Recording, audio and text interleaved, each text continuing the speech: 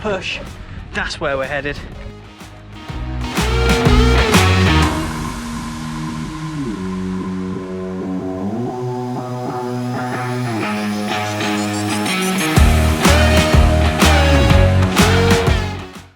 So here I am now, I hope you can hear me. I'm in the world's windiest place, and as you can see, I'm on Arthur's Seat, and that is Edinburgh.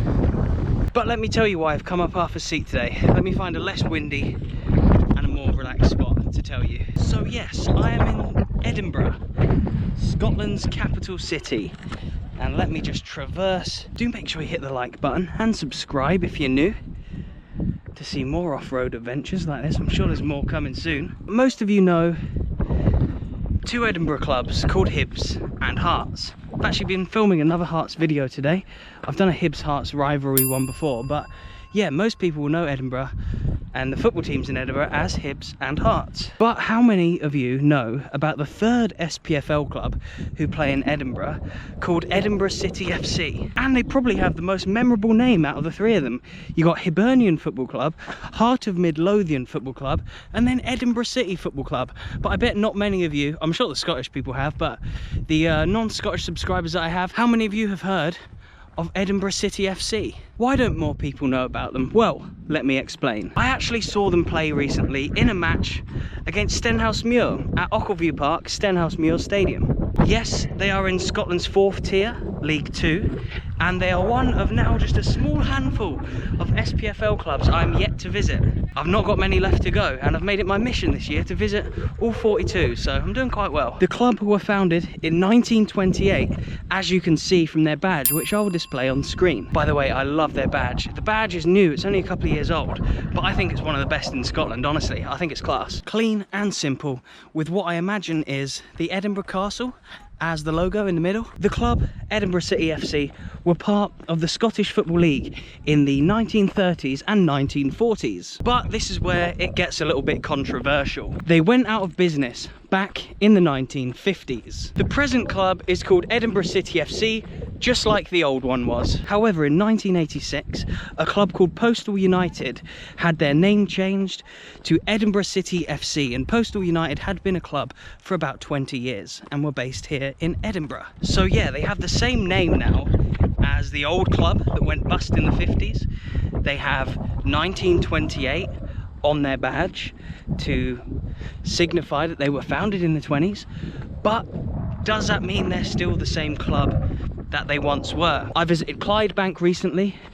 There is obviously Rangers, as well as other clubs who have gone into administration and have had to either start from the bottom or continue with where they were.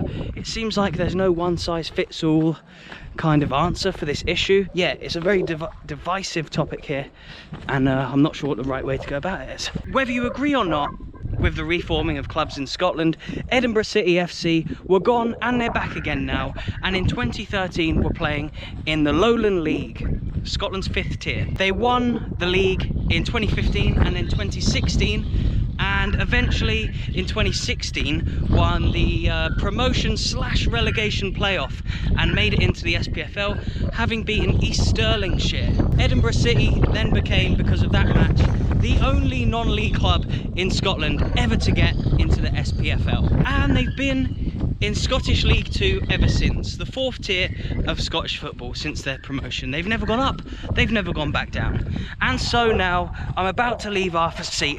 I'm making my way down. I tell you what, it's a lot easier to go down than it is to go up, and I'm going to take you to one of the places that they called home. And look at this, if you see that, the very top peak up there, the very highest part in the middle of the screen, that is where I just was. And even though I just said it was more knackering going up than coming down was hard because it was so slippery and you kind of got to lean back and it hurts your legs, but we've made it. Now, there's been quite a few stadium moves for this club, and it gets even more confusing if you go back to kind of the Postal United days and their older days before that in the 20s and stuff. And they're supposed to play their games somewhere around here, Meadowbank Park Stadium, I believe it's called, and there's currently works going on at it. I don't know if it's in there. It's probably not that thing up there. I think I've gone a little bit too far from what I said on Google Maps, but there seems to be no sign of a stadium around here. and there's a good reason for that. Yeah, they're supposed to play their home games here, but their stadium is apparently under construction, or they're doing some works on it, which, to be fair, could be somewhere in here. I'm not going to be able to get a good view of it, which I thought I would do. Sometimes turning up at these places, you get to see some good stuff. But yeah, they're currently ground sharing at a different place in the city with a lowland team called Spartans at a place called Ainsley Park. And I believe they should be on their way back to this part of town soon, because from what I could see online, they've apparently started working on the stadium in like 2017 to fix it up. And it was meant to take 3 years, and we're now towards the end of 2020. But yeah, anyway, I'm now going to go to the part of Edinburgh where they do currently play their home games, and the stadium of which I need to visit, so I can tick Edinburgh City off my 42 SPFL clubs. Anyway, yeah, let's get down there.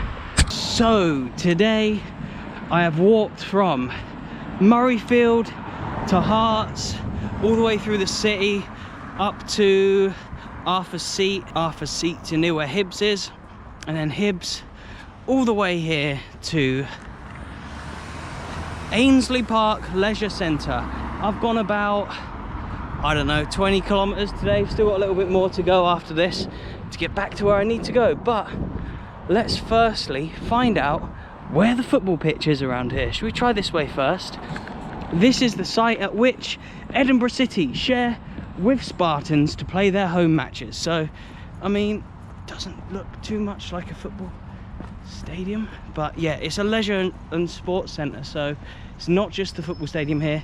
They have a lot of other facilities for sport, so let's keep having a look around here. Is that it there? There's football pitches. Hang on, let's get up this hill.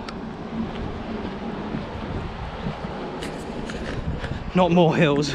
So yeah, I've just got my mask on now because I'm about to head inside this little section, see if I can get a bit of a better view of what I guess is the stadium a little bit further around. These are obviously training pitches here. At first view, at first glance, I thought this was the pitch, but no, it looks like it's a little bit further around there. So let me just have a quick look. Here we go, yes. The Spartans Community Football Academy, this must be it. Yes, and I see a sign over there saying, "Welcome to Ainsley Park Stadium." I've made it. Capacity of around 3,000 people, 500 seated. Let's have a look.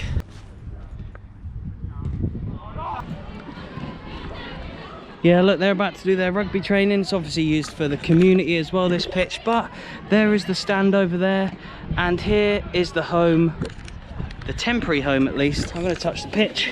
There we go, fake 3G pitch, like a lot of grounds in Scotland.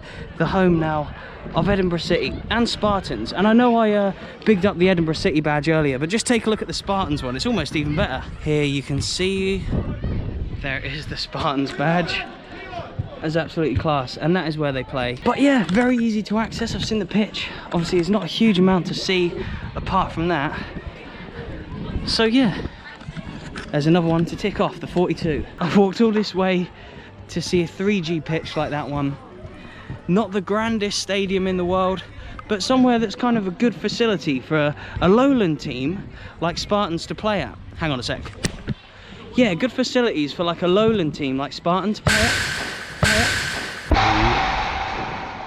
That scared the out of me. Good kind of ground for a team like Spartans to play at. Obviously a lowland league team, non-league, 5th tier of Scottish football.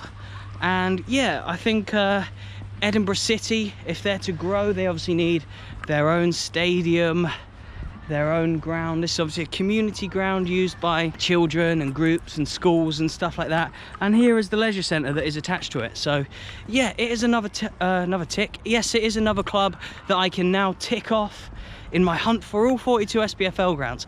I think now there is only 6 left. Livingston, Ross County, Inverness, Queen of the South, Stranraer and Annan. I think they're the only ones left. In March this year, when I moved to Scotland, it was 42. Obviously, I was in lockdown for a long time, but finally there is light at the end of the tunnel. So yes, with the temporary home of Edinburgh City behind me, I now need to make my way back into the city. And what a day it's been, what a long day it's been. 2 videos filmed. I'm not sure which one's going to be up first. Probably the Hibs, probably the Hearts one, sorry. So yeah, please do remember to hit that like button, subscribe if you aren't already, and drop me a comment if you're an Edinburgh City fan, or if you have any suggestions about the 6 clubs I just mentioned that I have left. Thank you so much for watching, and I'll see you in the next one.